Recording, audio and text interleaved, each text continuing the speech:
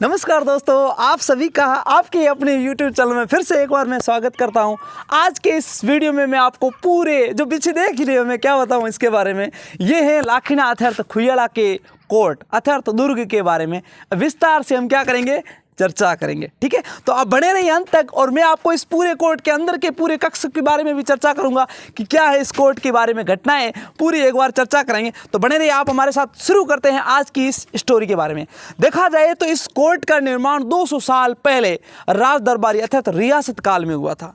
जब जैसलमेर राजा का शासन था, जैसलमेर में जब राजा का शासन चल रहा था, उस शासक के दौरान यहाँ से पाकिस्तान अर्थात जैसलमेर से पाकिस्तान के बीच में व्यापार होता था, आयात निर्यात होता था। उस दौरान क्या हुआ, बहुत सारी ऐसी कीमती चीज़ें थी जिनको व्यापार के रूप में जैसलमेर से पाकिस्तान लाया जाता था और पाकिस्तान से जैसलमेर लाया जाता है। तो ऊँट पे लाद करके, घोड़ों पर लाद करके लाया जाता था। अब वहाँ से जैसलमेर से पाकिस्तान के बीच में 200 किलोमीटर का फासला है। आने जाने में बीच में बहुत दिक्कतें होती थी।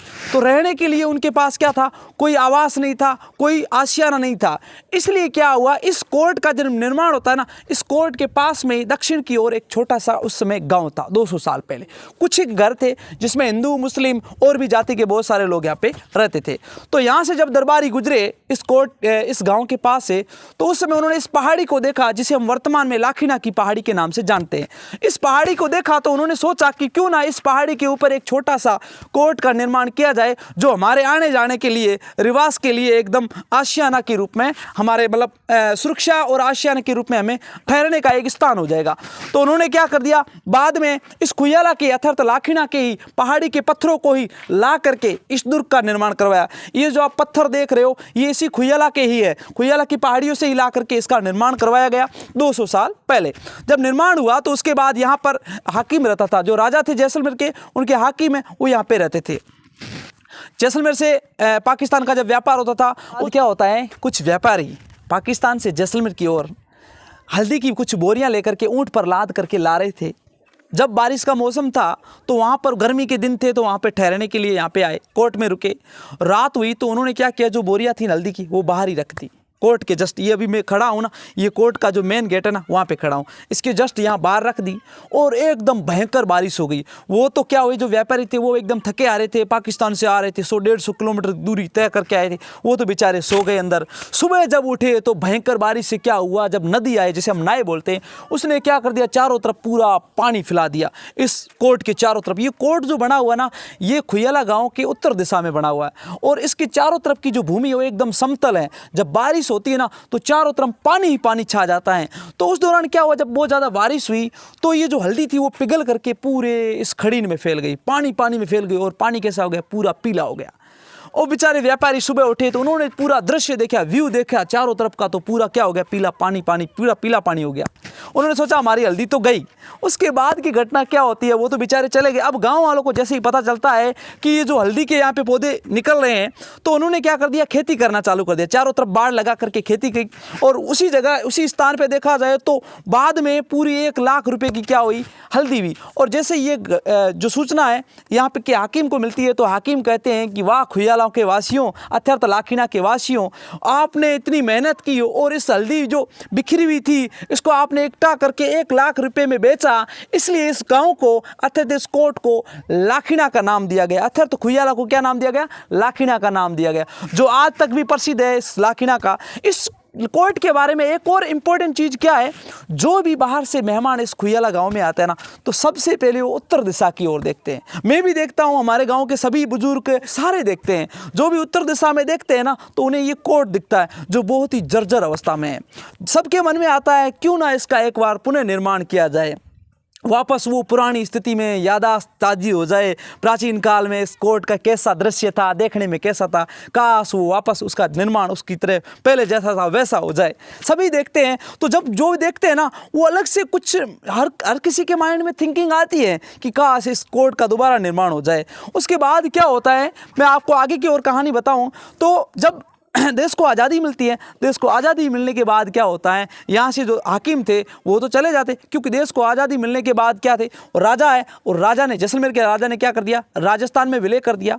क्योंकि 1 नवंबर 1956 को राजस्थान का जब वर्तमान स्वरूप सामने आता है, उस समय जो जयपुर के मानसी थे वो उस समय राजस्थान के राज प्रमुख थे, और 1 नवंबर 1956 को राज प्रमुख का पद है उसको हटा करके उसकी जगह एक और नया संविधान में एक पद जोड़ा गया जिसको हम राज्यपाल कहते हैं। राजस्थान के पहले उस समय राज्यपाल थे सरदार गुरुमुख निहाल सिंह थे, ठीक है। उसके बाद क्या होता है, तो जैसे ही अब देखो यहाँ पर जो शासन किसी प्रकार का कोई राजा नहीं करेगा, तो यहाँ पे हाकिम के रहने की कोई मतलब नहीं है, इसलिए वो हाकिम भी यहाँ से चले गए। अब ये एकदम दुर्ग क्या हो गया, जर्जर हो गया, एकदम वीरान हो गया। कहते हैं ना कि जिस स्थान पे अर्थात जिस घर में रिवास होता है, भगवान की पूजा की जाती है, वहाँ पर भगवान का वास होता है। पर इस कोर्ट की स्थिति आप देख सकते हो कि इस कोर्ट में बहुत ही मतलब लंबे समय तक इसमें किसी प्रकार का कोई रिवाज नहीं होने के कारण धीरे धीरे ये जर्जर अवस्था में आने लगा। उसके बाद जब भारत और पाकिस्तान की युद्ध की स्थिति बनी, तो भारत सरकार ने अर्थात भारतीय सेना के बीएसएफ के कुछ जवानों को यहाँ के सरहद के गाँव में भेजा गया कि उन गाँव की, उनके बारे में पता करना है कि उनकी गाँव की स्थिति कैसी है। इसलिए यहाँ पर कुछ समय के लिए बीएसएफ के लोग भी रुके थे। जब बीएसएफ के लोग रुके तो उनके रुकने के लिए कोई आवास नहीं था, इसलिए इस लाखीना के कोर्ट के बारे में बताया गया। तो वहाँ पे आए, उनको आशियाना मिला और कुछ साल यहाँ पे रुके। लगभग 20 से 25 साल पहले वो यहाँ से वापस चले गए, क्योंकि स्थिति नॉर्मल हो चुकी थी। उसके बाद वो यहाँ से चले गए। तो इस कोर्ट में बीएसएफ के जवान भी रह चुके थे। जब भारत और पाकिस्तान की युद्ध की स्थिति थी उस समय भी यहाँ पे रह चुके थे। उसके बाद की घटना में बात करें, जब कहते हैं ना, जब पूरा कोर्ट खाली हो गया तो धीरे धीरे स्थिति आप देख सकते हो इस लाखीना के कोर्ट के बारे में। अब मैं पूरा आपको बताऊंगा इसका व्यू, अंदर की स्थिति कैसी है, पहले ये कैसा था और अभी वर्तमान की स्थिति कैसी है। तो चलिए शुरू करते हैं।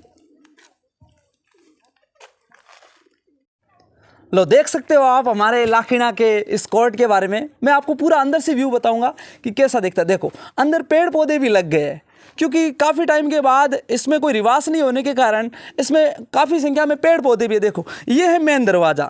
इस मेन दरवाजे के आगे देखो, यहाँ भी देखो छोटे छोटे पौधे भी लगे हुए। और ये आप देख सकते हो, ये है हमारे रामदेव बाबा की प्राचीन काल की एक यहाँ पे मूर्ति रखी हुई है, ठीक है। और मैं दिखाता हूँ आपको, अंदर से पूरा दिखाऊंगा। ये जो है ना, ये इस कोर्ट का मेन दरवाज़ा था जो टूट करके कैसी अवस्था में आ गया, आप देख सकते हो, ठीक है। और मैं बताता हूँ, यहाँ पे देखो तो ये मेन दरवाजा ना, उसके अंदर घुसने का दृश्य ऐसा है, व्यू ऐसा दिखता है, ठीक है। और देखो, मैं और भी बताता हूँ, दोनों तरफ एक जैसे ही है।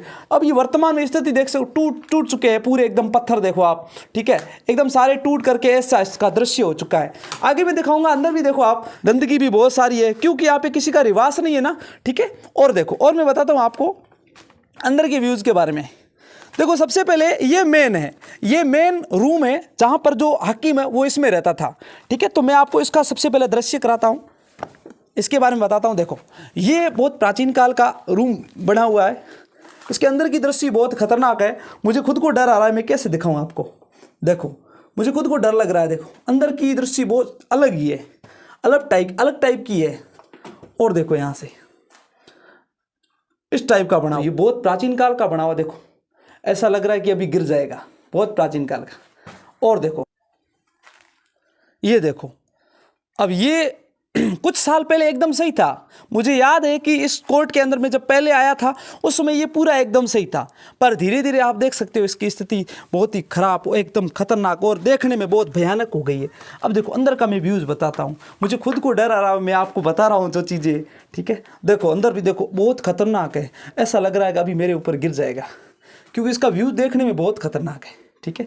अब देखो, इसके अंदर यहाँ पे अभी जाले हैं ना, देखो ये बने हुए हैं, भंवारों के जाले बने हुए हैं, और बहुत ही अंदर देखो, बहुत खतरनाक दिख रहा है अंदर जब देखते हैं तो। और यहाँ से हम पीछे के दृश्य को देख सकते हैं, मैं आपको पूरा बता रहा हूँ, देख सकते हो आप आराम से, देखो। और ये है हमारा लाखीना खुइया लगाऊँ, ठीक है। और ये कितना ऊंचा चढ़ाई पे बना हुआ, देख सकते हो आप आराम से, ठीक है, इतना ऊपर चढ़ाई पे बना हुआ है। करने तो अंदर ऐसे बवार है, देखो, क्योंकि जब किसी का रिवाज नहीं होता है ना, तो धीरे धीरे वो एकदम जर्जर हो जाता है। ये देखो, ऊपर भी देखो, सारे एक जैसे, और इनकी पट्टियाँ लगी हुई है। और ये देख सकते हो आप व्यूज़ किसका है, चमगादड़, जो सूख करके सड़ के यहीं रह गई है, ठीक है। और देखो, मैं और भी बताता हूँ आपको, आप खुद देखो कि ऐसे ऐसे दृश्य में खुद को आपको दिखाने के लिए अंदर आया हूँ। देखो अंदर देखो तो बहुत ही खतरनाक व्यूज है, ऐसा लग रहा है कि मेरे ऊपर गिर जाएगा अभी पर आप डरिए मत, आप मस्ती से देखिए और एंजॉय लीजिए। देखो ये देखो इसका व्यूज देखो, ऐसा लग रहा है वो गिर गया मेरे ऊपर। ये देखो बहुत खतरनाक व्यूज है, देखो ऐसा लग रहा है कि अभी गिर जाएगा। ये देखो पत्थर बहुत ही खतरनाक स्थिति में है, ठीक है। और देखो ये देखो, और यहाँ से हम अपने गांव को आराम से देख सकते हैं, ठीक है। और ये जो है ना, ये सबसे मेन पॉइंट है और सबसे ऊपर पॉइंट है। यहाँ ये छत है, ठीक है। मैं आपको ऊपर के दृश्य दिखाता हूँ। ये देखो ये ऊपर भी बने हुए रूम, मतलब इस कोर्ट के ऊपर भी कमरे बने हुए थे, ठीक है। अभी वर्तमान की स्थिति बहुत ख़राब है, मैं ऊपर जा नहीं सकता क्योंकि ऊपर जाऊंगा तो मैं खुद गिर जाऊंगा नीचे, ठीक है।